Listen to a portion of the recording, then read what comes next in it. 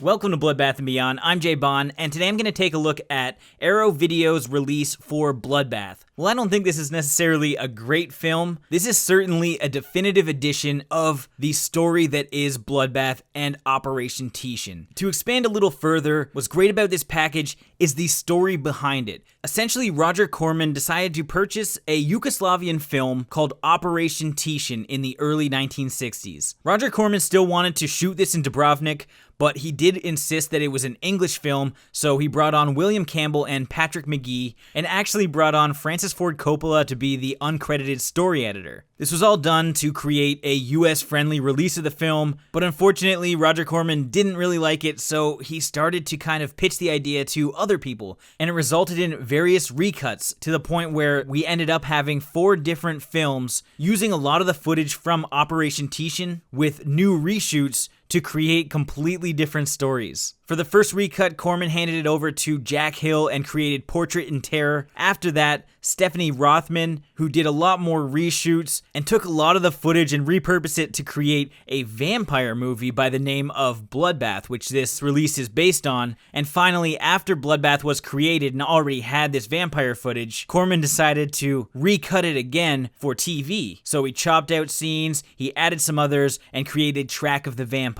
Now that we've gone through the story, I do want to talk about the release. Bloodbath comes with 2 1080p Blu-rays that are region A and B, so North America and the UK, and include all 4 films. 3 of which are from a new 2K restoration, while Operation Titian is pieced together using its original film stock, as well as some standard definition inserts. While all of the films are in English, each film does come with their own subtitles. We have some behind-the-scenes interviews like Bathing in Blood with Sid Haig, an archive interview with the producer-director Jack Hill, there's a stills gallery, but truly one of the highlights of this whole package is a brand new visual essay by Tim Lucas, called The Trouble with Titian Revisited. Now, this is an hour-and-a-half documentary going over the entire production, and it was incredible. This is an extremely well-crafted documentary that kind of goes over every aspect of all 4 films and how they came to be, and it even compares which shots were used in which movies, and it was an absolute blast to watch. I enjoyed this more than the actual movies themselves. The films are a little bit tricky to grasp because they attempt so many different twists and turns,